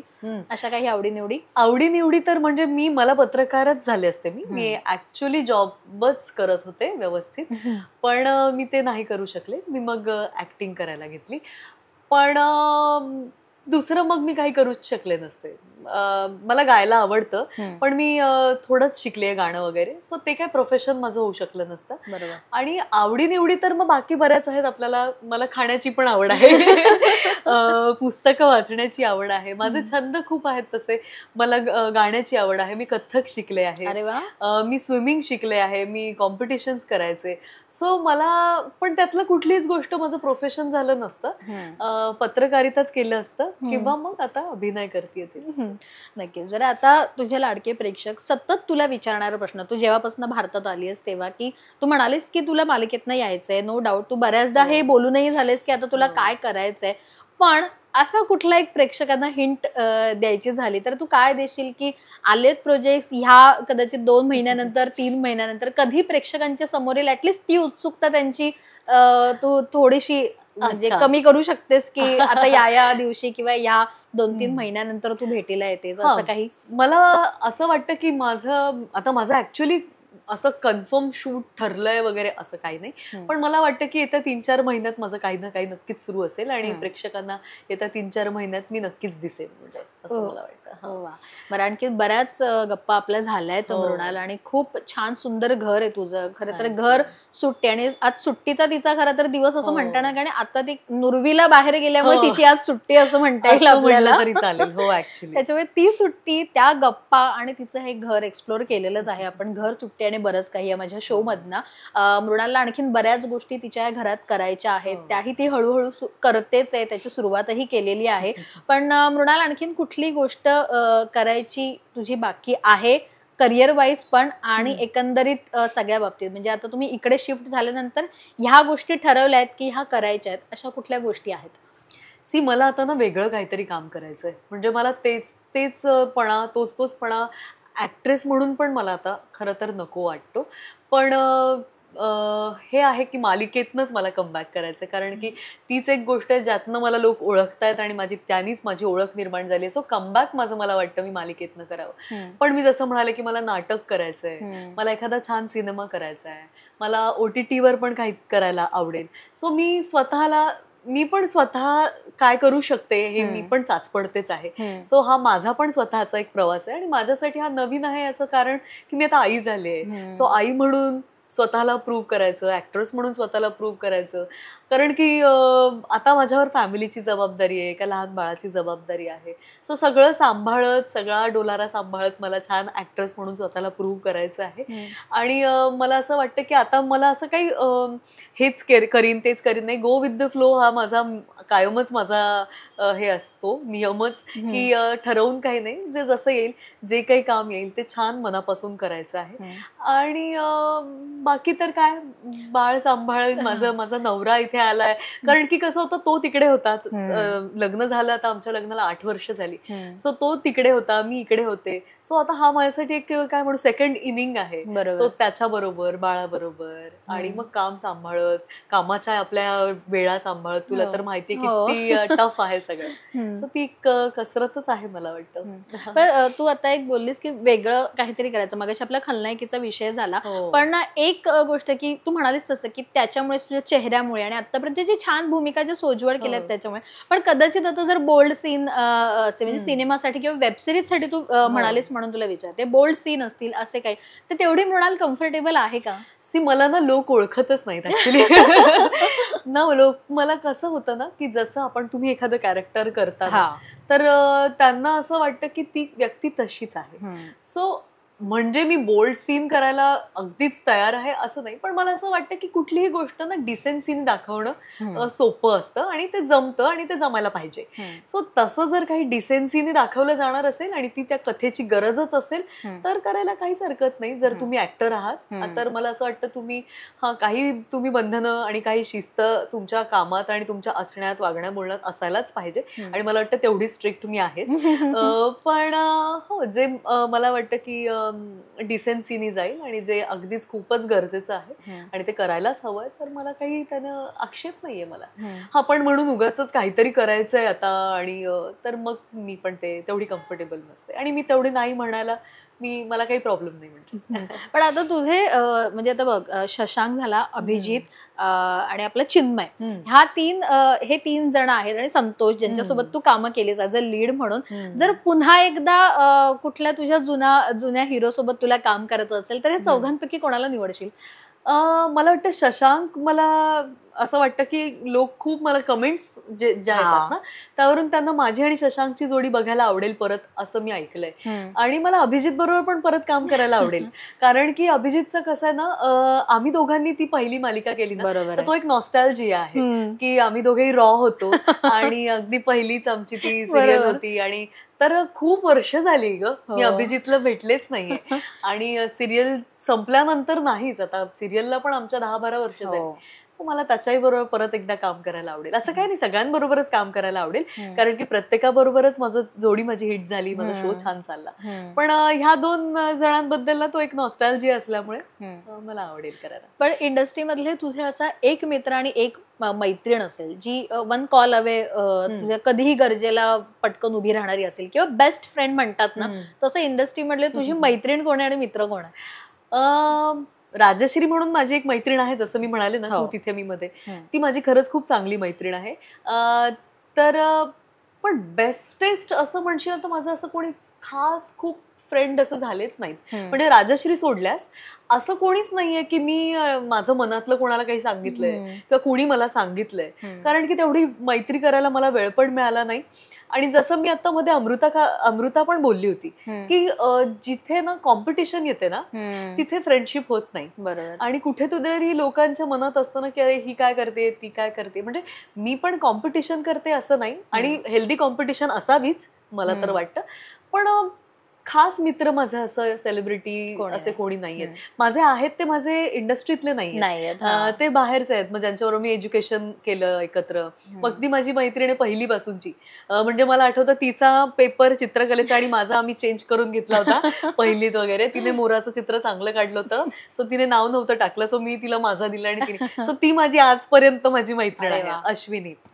आणि प्रतिमा पाठक म्हणून माझी एक छान मैत्रीण आहे.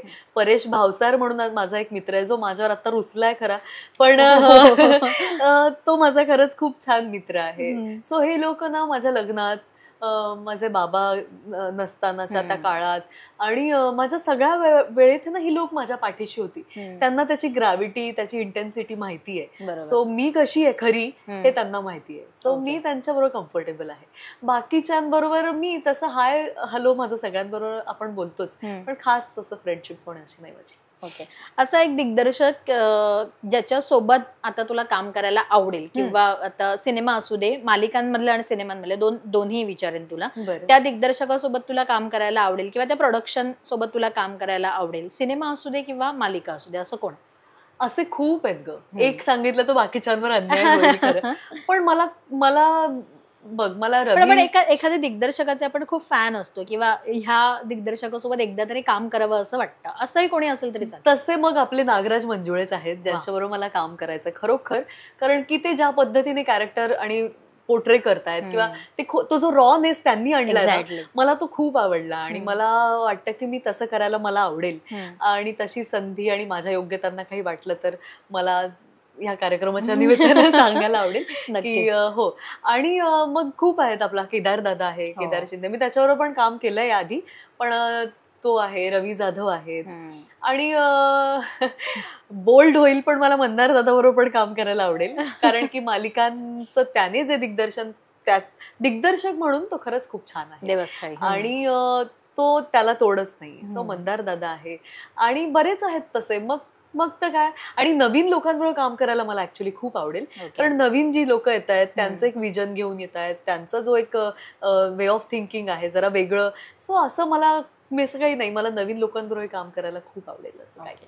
ओके. आत्ताच्या अभिनेत्रींपैकी कोण तुला वाटतं की ह्या इंडस्ट्रीमधल्या किंवा एक म्हणतात ना की टॉप 3च्या अभिनेत्री आहेत, किंवा तशा कुठल्या अभिनेत्री तुझ्या मते आता सध्या आहेत? मला पर्सनली मला विचारशील तर मला मुक्ता बर्वे खूप आवडते. ओके. सो ती खरंच खूप छान काम करते. सो ती कायमच मला माझ्या दृष्टीने टॉपची अभिनेत्री आहे. दुसरं म्हणशील तर आत्ता माझ्या डोक्यात होतं आणि मी कशी काय विसरले हे मला कळत नाही. आत्ता मी डोक्यात माझ्या होती. ओके. एक सेकंद घेते. नम्रता, आपली संभेराव. नम्रता पण खूप छान काम करते. ऍक्टिंगच्या विषयी बोलायचं झालं ना तर मला वाटतं नम्रता खूप छान अभिनेत्री आहे. आणि मग तिसरी मला वाटतं तेजस्विनी पंडित आहे, अमृता खानविलकर आहे. तर ह्या तर करतातच आहेत, म्हणजे अमृता खानविलकर तर करतेच आहे आणि तो ग्लॅमर आणि ते ती करते. पण मला वाटतं तेजस्विनी पंडित पण खूप चांगली अभिनेत्री आहे. मुक्ता बर्वे खूप छान अभिनेत्री, आणि माझ्या बरोबरीच्या तर मग हल्ली सगळ्याच आहेत. मग मला खूप छान वाटतं की प्राजक्ता माळी, प्राजक्तानी पण खूप छान स्वतःला पोर्ट्रेट केलंय आणि खूप काय काय नवीन व्हेंचर्स सुरू केले. सो मला तिचं असणं सध्याचं सोशल मीडियावरचं मला ते आवडतं. ऋता पण एक चांगली अभिनेत्री आहे. अभिनेत्री म्हणून ऋता खरंच खूप चांगली आहे. सो या अशा काही मुली आहेत. मला खरोखर असं वाटतं की नाही, ह्या मराठीत चांगल्या अभिनेत्री आहेत. ओके. लेटेस्ट पाहिलेला नाटक किंवा सिनेमा कोणता आहे? कुठलाच नाही. कुठलाच नाही. आणि मला खूप वाईट वाटतं हे सांगताना, पण मी नाही बघू शकले. मी ऍक्च्युली आता युट्यूबवर एक सिनेमा बघितला, बुवाजी के गहने म्हणून.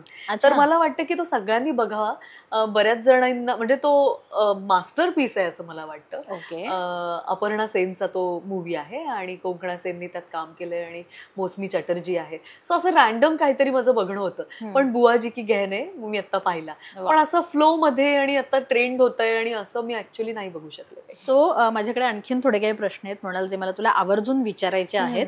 सो सगळ्यात आधी ते म्हणजे एक्झिट घेताना कोणाला शेवटचा कॉल केलेलास का इंडस्ट्रीमधला? इंडस्ट्रीत नाही आठवत मला. मी नाही, माझं जे सेटवर माझं जे फेअरवेल झालं त्यानंतर मी कोणाशीच नाही बोलले. कारण तेव्हा ती माझ्या घरातली सिच्युएशन वेगळी होती. सो माझा इंडस्ट्रीत कोणाशी बोलणं नाही. मला वाटतं शेवटचा कॉल कदाचित माझा हा मंदार दादालाच असेल. अच्छा. आणि आता कमबॅक करताना पहिला कॉल कोणाला केलास इंडस्ट्री मधल्या व्यक्तीला? कमबॅक करताना पहिला कॉल माझा माझे आमचे एक तू तिथे मीचे आमचे प्रोड्युसर आहेत शशांक सोळंकी म्हणून. सो त्यांच्याशी माझं अचानक बोलणं झालं होतं. सो ते आहेत, त्यांच्याशी मी बोलले. आणि माझी एक मैत्रीण आहे, एकाच दिवशी आम्ही बोललो होतो, सायली आपली नेहा, तिच्याशी मी बोलले. ओके. गेल्या काही दिवसात तुझा एखाद्या डिरेक्टरशी कुठल्या गोष्टीवर चर्चा झाली का इंडस्ट्रीमध्ये? एखाद्या प्रोजेक्ट बद्दल असेल किंवा असं कुठल्या डिरेक्टरशी तुझं बोलणं झालं का, चर्चा झाली? हो, माझी चर्चा झाली होती. मी केदार दादाशी बोलले होते. अच्छा. सो त्यांच्याशी माझं बोलणं झालं होतं. ओके. तर सध्या टॉपचा लेखक दिग्दर्शक म्हणून एक अभिनेता ज्याच्यासोबत तू कामही केलेस तो म्हणजे चिन्मय मांडलेकर. सो त्याच्यासोबत एखादा प्रोजेक्ट म्हणजे त्याने डिरेक्ट केलेला असेल, लेखक म्हणून असेल किंवा नाटकातलं असेल, त्याच्यासोबत तुला काम करायला आवडेल का? आणि कशात त्याच्यासोबत तुला जास्त काम करायला आवडेल, कुठल्या माध्यमात? मला ना त्याच्याबरोबर एखाद्या नाटकात काम करायला खरंच आवडेल, जे त्याने डिरेक्ट केलेलं असेल किंवा नसेलही, पण त्याच्याबरोबर मला नाटकात काम करायला आवडेल. ओके. बरं, तुझा अर्थात नीरज बद्दल आपण बऱ्याच गोष्टी बोललो, पण या इंडस्ट्रीत असताना तू एखादा या इंडस्ट्री मधला कलाकार म्हणजे आपण पार्टनर न निवडता तू नीरज म्हणजे एखाद्या वेगळ्याच ह्याच्यातला पार्टनर कसा काय निवडलास? तेव्हा असं कुठे फिल्म स्टार्सशी लग्न करावं किंवा आपल्याच इंडस्ट्रीमधला कोणीतरी असावा असं वाटलं नाही का? मला असं कोणी मिळालंच नाही. कारण की मला असं वाटतं ना, ऍक्टर जेव्हा असतो ना तेव्हा तो स्वतःतच खूप बिझी असतो. बरोबर. आणि मी नीरजला नेहमी म्हणते की आय डोंट नो तू माझ्याबरोबर कसा राहतोस, कारण की प्रत्येक कलाकारांना स्वतः जास्त बिझी असतो, समोरच्याला द्यायला तेवढा वेळ नसतो त्याला. सो मला असं कोणीच भेटलं नाही की जो मला वाटेल की मी याच्याबरोबर चला गप्पा तरी मारू. म्हणजे कोणाशी गप्पा सुद्धा नाही झाल्या माझ्या छान, की आपण एखाद्याला ओळखून घेऊ, जाणून घेऊ किंवा नाहीतर माझं असं काही मी ठरवलेलं नव्हतं की मला इंडस्ट्रीतला नकोय वगैरे, पण तसं कोणी माझ्या समोर आलंच नाही आणि अचानक नीरजच आला. ओके. माणूस आणि को ऍक्टर असं दोन्हीचं संमिश्र हे असलेला असा तुझा कुठला को ऍक्टर किंवा मित्र इंडस्ट्री मधला की जो माणूस म्हणून तुला आवडला आणि सहकलाकार म्हणूनही आवडला? माणूस म्हणून आणि सहकलाकार म्हणून तर मला असं वाटतं चिन्मयच आहे. की तो खूप मला वाटतं सेन्सिबल आणि तो चांगला मुलगा आहे, good human being he is. आणि तो उत्तम लेखक आहे, उत्तम दिग्दर्शक आहे. सो तोच मी त्याचंच नाव घेऊ शकते. हो. ओके. आता कमबॅक करताना कुठला एक स्ट्रगल तुला असं वाटतं की तुला करावा लागेल?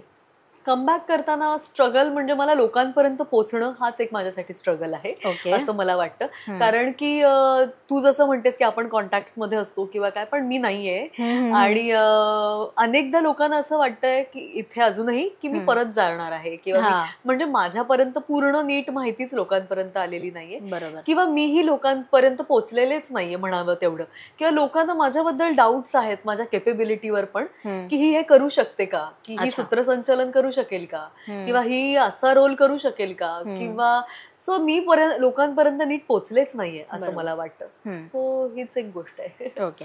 ह्याच उत्तराशी तुझ्या निगडीत एक प्रश्न आहे, तो म्हणजे अभिनेत्रींना वय असतं असं म्हणतात. एखादं वय झालं किंवा लग्न झालं, मूल झालं की कदाचित त्या सगळ्यांचाच बघण्याचा एक दृष्टिकोन बदलतो, कारण प्रायोरिटीज आपल्या चेंज होतात. सो अभिनेत्रीला एक वय असतं असं तुला वाटतं का? आणि आता जेव्हा कमबॅक करताना अशा अडचणींना तुला काही सामोरं जावं लागलं का? मला हे असं अजिबातच वाटत नाही. तसं असतं तर मी बाळाचा निर्णयच घेतला नसता. बरोबर. कारण की मी पण माझ्या कामाच्या बाबतीत खूप सिरियस आहे आणि पॅशनेट आहे.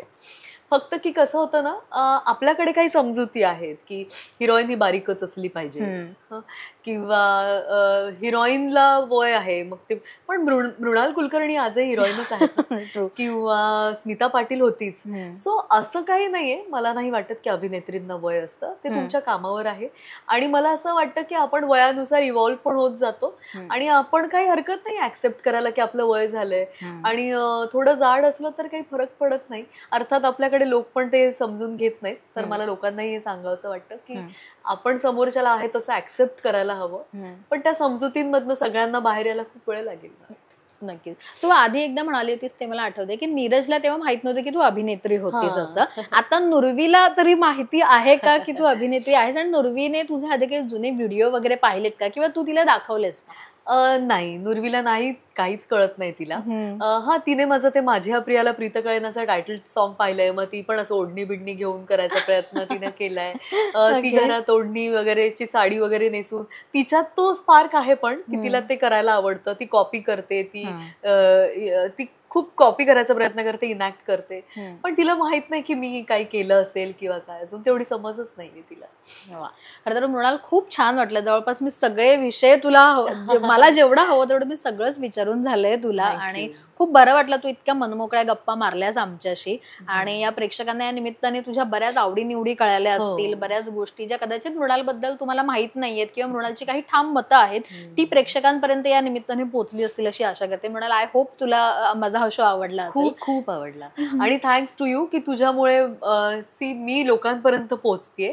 आणि माझ्याशी पण असं कोणीतरी खूप दिवसांनी गप्पा मारल्यात. सो कारण नाहीतर मग नुरवी काय करते हा पहिला प्रश्न लोक मला विचारतात, पण त्या व्यतिरिक्त मी माझ्या आयुष्यात काहीतरी करतेय. आणि त्यासाठी तू आलीस आणि तुझी टीम आली आणि मी लोकांपर्यंत पोहोचले. सो तुझ्या टीमला माझ्याकडून खूप खूप शुभेच्छा. येस, थँक्यू सो मच म्हणाल. आणि तुलाही खूप साऱ्या शुभेच्छा आहेत. तुझ्या मनासारखं तुला कॅरेक्टर, तुला हवं ते काम मिळो हीच इच्छा व्यक्त करते. आणि थँक्यू सो मच, इतका छान वेळ तू आम्हाला दिलास. Thank you so much. थँक्यू.